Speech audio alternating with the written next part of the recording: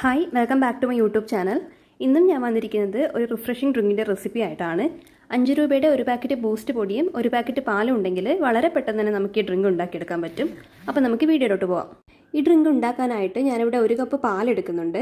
ഇത് നന്നായി തിളപ്പിച്ച് തണിഞ്ഞതിന് ശേഷം ഫ്രിഡ്ജിൽ വെച്ച് ഒന്നുകൂടെ തണുപ്പിച്ചെടുത്തിട്ടുള്ളതാണ്. ഇത് ഒരു പാക്കറ്റിൻ്റെ പകുതിയോളം വരും. ഇനി ഇതിലേക്ക് 5 രൂപയുടെ ഒരു ബൂസ്റ്റ് പൗഡർ മുഴുവനായിട്ട് ഇട്ട് കൊടുക്കാം. ഇത് ഏകദേശം ഒരു 2 ടേബിൾ സ്പൂണോളം ഉണ്ടാവും. ഇത് രണ്ടും കൂടെ നല്ലതുപോലെ ഒന്ന് മിക്സ് ചെയ്തെടുക്കാം. ഇനി ഇതൊന്ന് അടിച്ചെടുക്കാനായിട്ട് ഒരു മിക്സിയുടെ ജാറിലേക്ക് ചേർത്ത് കൊടുക്കുന്നുണ്ട്. ഇനി ഇതിലേക്ക് മധുരത്തിനായി 2 ടേബിൾ സ്പൂൺ പഞ്ചസാര കൂടെ ചേർത്ത് കൊടുക്കുന്നുണ്ട്. അപ്പം നിങ്ങളുടെ മധുരത്തിനനുസരിച്ചിട്ട് പഞ്ചസാരയുടെ അളവ് കൂട്ടുകയോ കുറക്കുകയോ ചെയ്യാം. ഈ 2 ടേബിൾ സ്പൂൺ പഞ്ചസാര ആവശ്യത്തിന് മധുരം ഉണ്ടാവും. ഇനി ഇത് മിക്സിയിലിട്ട് നല്ലതുപോലെ ഒന്ന് അടിച്ചെടുക്കാം. അപ്പം ഞാനിത് നല്ലതുപോലെ ഒന്ന് അടിച്ചെടുത്തിട്ടുണ്ട്. ഈ അടിച്ചെടുക്കുമ്പോൾ നിങ്ങൾക്ക് വേണമെങ്കിൽ ഒരു 2-3 ഐസ് ക്യൂബ്സ് കൂടെ ചേർത്ത് കൊടുക്കാം. ഞാനിപ്പോൾ ഐസ് ക്യൂബ്സ് ഒന്നും ചേർത്ത് കൊടുത്തിട്ടില്ല. ഇനി ഇതിലേക്ക് 2 സ്കൂപ്പ് ഐസ്ക്രീം കൂടെ ചേർത്തതിന് ശേഷം ഒരു 30 സെക്കൻഡ് നേരം കൂടെ ഒന്ന് അടിച്ചെടുക്കാം. അപ്പോൾ ഞാൻ ഐസ്ക്രീം കൂടെ ചേർത്തതിന് ശേഷം ഒന്ന് അടിച്ചെടുത്തിട്ടുണ്ട്. ഇനി ഇത് സെർവ് ചെയ്യാനായിട്ട് ഒരു ഗ്ലാസ്സിലേക്ക് ഒഴിച്ചു കൊടുക്കാം.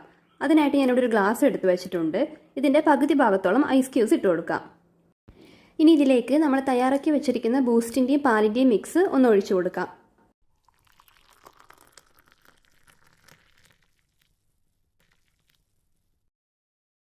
ഇനി ഇതിൻ്റെ മുകളിലായി ഒരു സ്കൂപ്പ് ഐസ്ക്രീമും കൂടെ ചേർത്ത് കൊടുക്കാം. ഇനി ഈ ഡ്രിങ്ക് ഒന്ന് ഗാർണിഷ് ചെയ്യാനായിട്ട് ഇതിൻ്റെ മുകളിലായി അല്പം ബൂസ്റ്റ് പൗഡർ കൂടെ ഒന്ന് വിതറി കൊടുക്കാം.